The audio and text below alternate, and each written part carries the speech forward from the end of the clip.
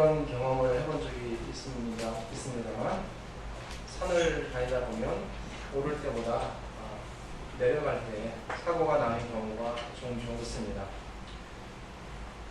그 이유는 산을 올라갈 때는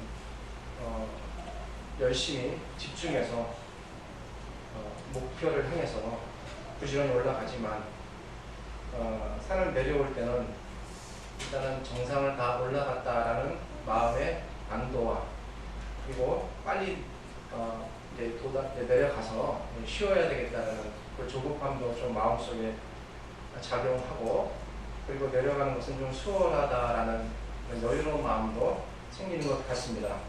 그래서 자칫 방심하여 내려오다가 아주 치명적인 다리가 부러진다거나 하는 그런 큰 사고를 당하기도 합니다.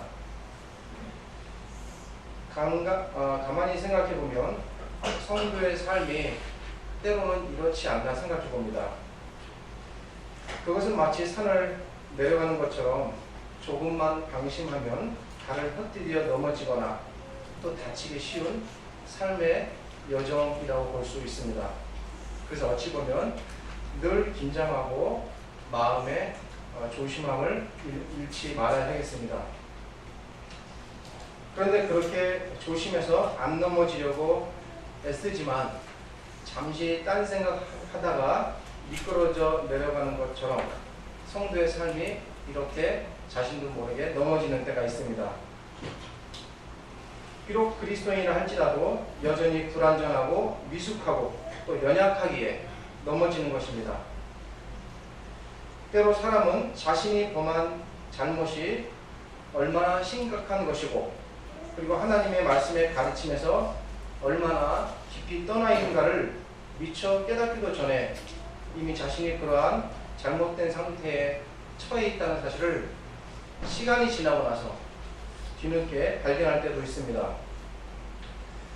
그런데 이러한 잘못이 각자 개인의 삶의 영역에서 머문다면 그나마 조금 낫겠지만 이것이 교회 내에서 발생되어 다른 성도에게 나쁜 영향을 끼치고 교회에 해를 가한다면 이것은 조금 더 문제가 심각해집니다. 만약 교회 안에 이런 일이 발생됐을 때 교회는 그리고 성도들은 어떻게 해야 할까요? 오늘 본문은 특별히 바울이 하나님의 교회를 튼튼하고 그리고 건강한 교회로 세워가기 위해 이 부분에 대하여 하나님의 뜻이 무엇인지 우리에게 알려주고 있습니다. 오늘 본문 1절과 2절에는 중요한 기본적인 전제가 있습니다. 그것은 교회 안에 잘못을 범한 사람이 생겼을 때 교회는 결코 그 일에 대하여 방치하거나 묵인하지 말고 적극적으로 참여하라는 말입니다. 사람은 때로 몸이 아픔에도 불구하고 의사한테 찾아가기를 주저하거나 두려워할 때가 있습니다. 의사를 찾아가기 두려워하는 이유는 의사로부터 혹 암이라든지 아니면 도저히 회복될 수 없는 깊은 심각한 질병이라는 소식을 들을까 겁나기 때문입니다. 그렇게 의사한테 병에 대한 지적을 듣는 것이 두려워 병을 그냥 놔둔다면 어찌 되겠습니까? 결국은 병이 점점 깊고 커져서 목숨을 잃는 상태까지 이를 것입니다. 우리가 너무나 잘 배워 잘 알듯이 교회는 사람입니다.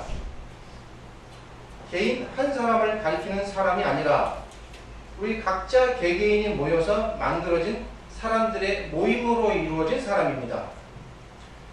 그러기에 사람이 개인적으로 병에 걸릴 수도 있듯이 교회도 그 안에 질병이 존재할 수 있습니다.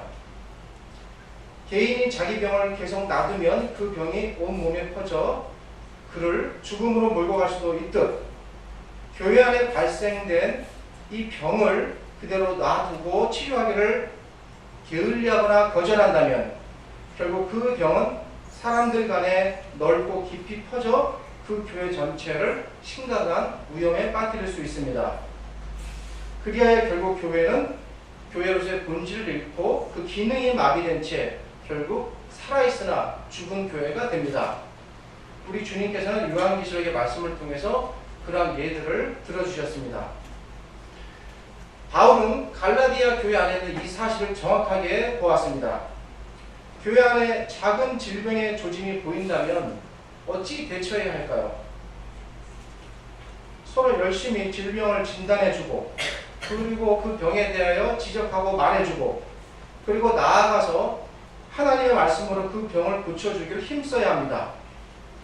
교회는 이렇게 서로를 열심히 상호 치료하는 과정을 통해 늘 건강 상태를 양호하게 유지해 갈 수 있는데 성도들이 이에 대하여 귀찮아하거나 무관심하거나 또 여러 가지 다른 일들로 인하여 이러한 노력을 게을리하고 세상 사람들이 추구하는 그러한 개인주의를 교회 안에서 종교적 개인주의를 추구한다면 교회도 결국은 세상과 다를 바 없는 하나의 기관으로 전락됩니다.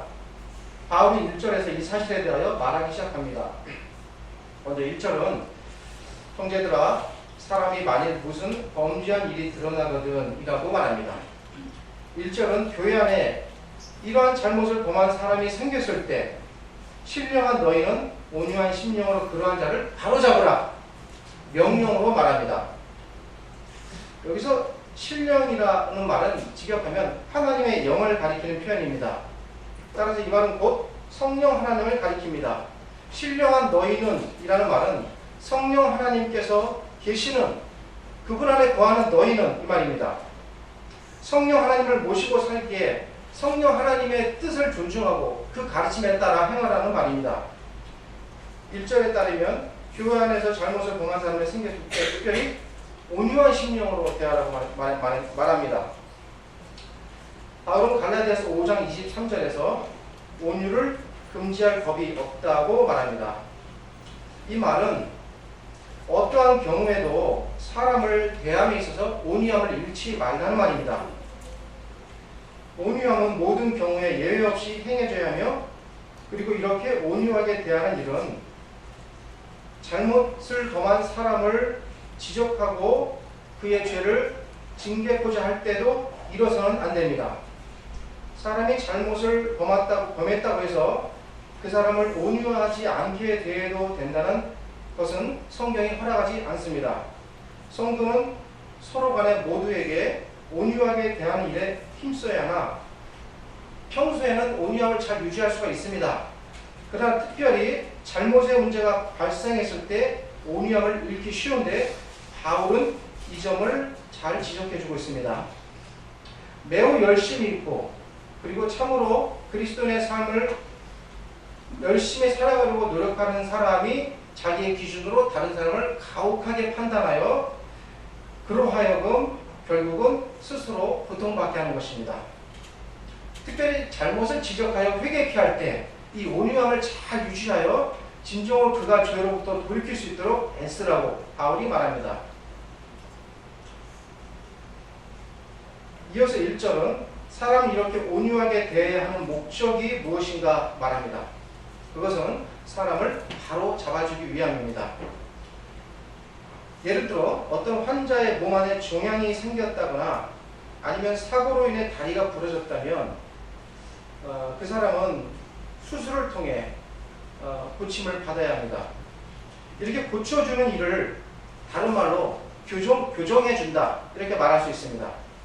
1절에 바로잡다 이 말은 직역하면 교정해준다는 뜻입니다.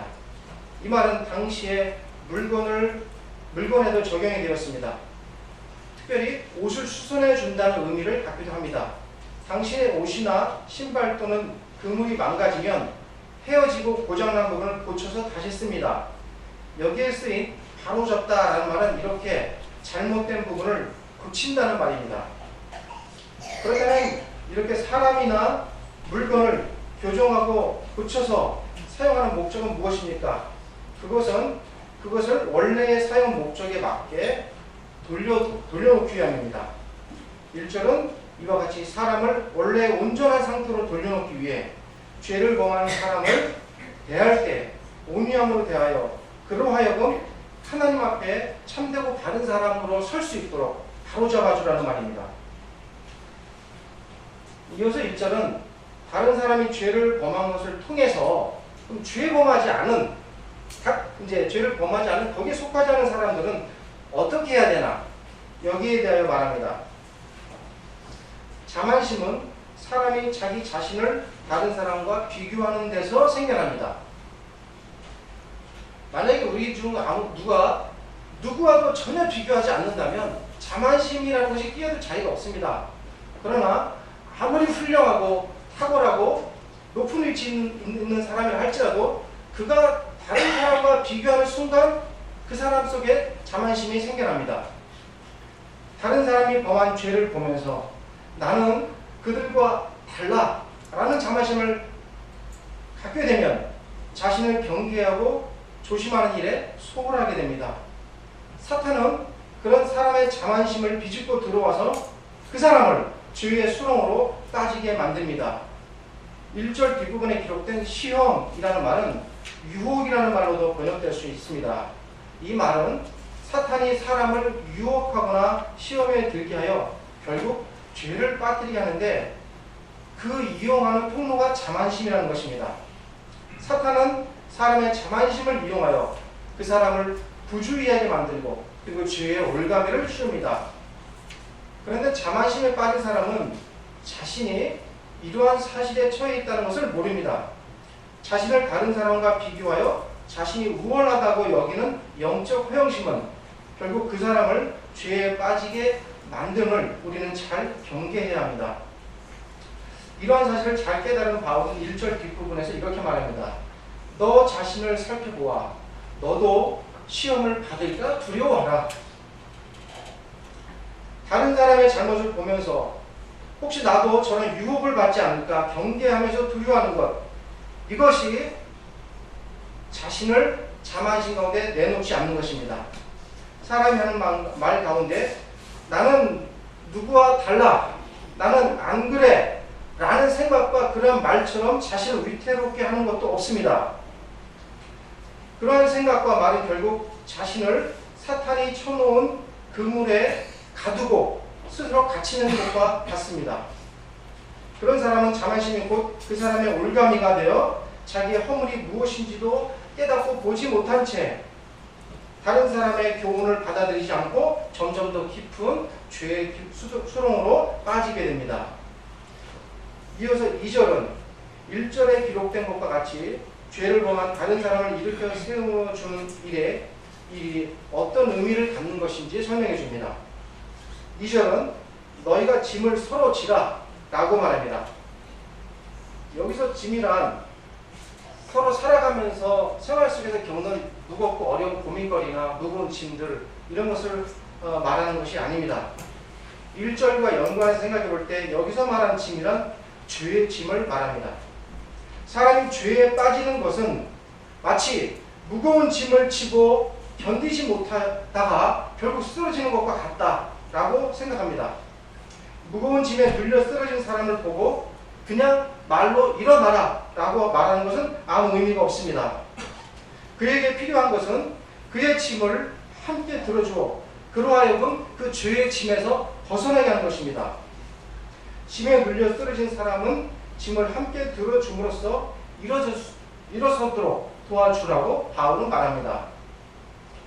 바울은 1절에서 죄에 빠진 사람을 온유한 심령으로 바로 잡아주라고 말했습니다. 또 1절에서 이렇게 온유한 심령으로 죄에 빠진 사람을 바로 설 수 있도록 일으켜 세워주는 것은 2절에서 곧 짐을 나눠주는 것이다 라고 말합니다. 그리고 2절은 계속해서 이렇게 다른 사람의 짐을 나눠주는 것이 여기서 더 의미를 확대하여 곧 그리스도의 법을 성취하는 것이다 라고까지 말합니다. 그리스도의 법, 또 그 그리스도의 법을 성취하는 것, 여러분 그것은 그렇게 거창하고 화려한 것이 아닙니다. 아주 작고 사소한 가운데 있습니다. 우리의 삶의 모든 영역 속에서 우리는 늘 그리스도의 법을 성취하는 이 과제 속에 살아가고 있습니다.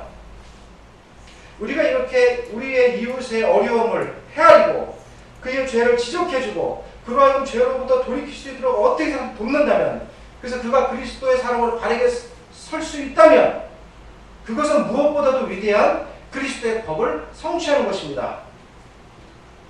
이렇게 성취한다라는 것은 해석하면 가득 채운다라는 말입니다.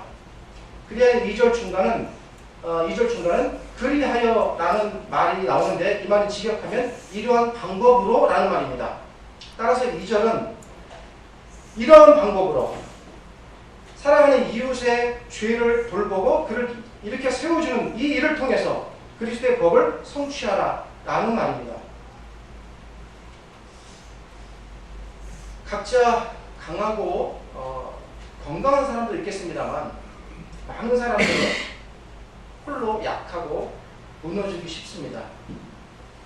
우리 각자는 너무나도 연약합니다.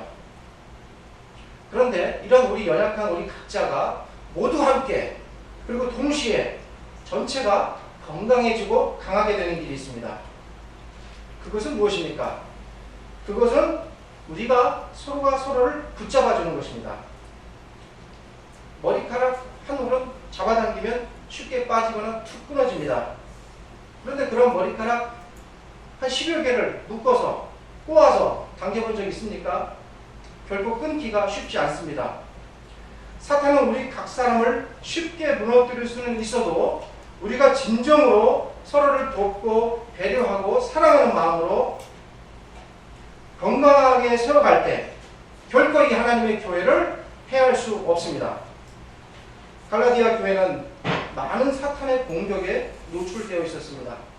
거짓된 가르침으로 성도들을 현혹시키는 그 유대의 율법주의자들, 또 연약하여 시험에 빠진 사람들, 그리고 고통받는 사람들, 이런 사람들이 갈라디아 교회 안에 있었습니다. 이런 갈라디아 교회를 견고한 하나님의 교회로 다시 설 수 있도록 바울은 그들에게 이 본문의 말씀을 권고하고 있습니다. 우리는 이 하나님의 말씀인 권면을 우리의 말씀으로 받아들여 우리가 이 교회도 하나님의 교회로 건강하게 서가는 길이 무엇인가 잘 생각해야 합니다. 우리가 지금까지도 그래왔듯이 앞으로도 더욱더 하나님의 크신 은혜와 돌보신 가운데 건강을 유지하며 강력한 주님의 교회로 자라갈 수 있도록 우리는 이 말씀을 우리의 마음에 새겨야 합니다. 서로 세워주는 일이 튼튼하게 이루어질 때 우리 교회뿐 아니라 그리고 각각의 교회들도 이런 역할을 해나갈 때 이 땅의 모든 교회는 동시에 하나님의 강하고 영원한 교회로 견고하게 세워져 갈 수 있을 것입니다. 기도하겠습니다. 우리 주님 감사합니다. 이 땅에 잠시 계시는 동안 사도들을 통해서 주의 말씀을 가르쳐 주시고 그 사도들을 통해서 영원히 흔들리지 않는 반석과 같은 주님의 교회를 세워주셨습니다. 그 주님의 크신 은혜와 사도들의 공로로 이 땅의 교회가 서게 되었고 저희 교회도 그러한 자리에 들어서게 되었습니다. 저희에게 남아있는 과제는 교회를 세우는 일이 아니라 교회를 건강하게 잘 유지해야 하는 것입니다. 우리 교회가 더욱더 하나님의 교회로 건강하고 바르고 반듯한 교회로 잘 설 수 있도록 도와주시옵소서. 성도들 간의 섬김과 사랑이 가득 넘쳐나게 하시고 모든 일에 주의 말씀이 풍성하게 자리하기 원합니다. 그리하여 아픈 사람 없이 또 병든 사람 없이 뒤에 처지는 사람 없이 모든 사람이 건강하고 밝게 행복하며 그러한 하나님의 교회로 저희가 서갈 수 있도록 불쌍히 여겨주시고 붙잡아 주시고 이끌어 주시옵소서. 예수님의 이름으로 기도드립니다. 아멘.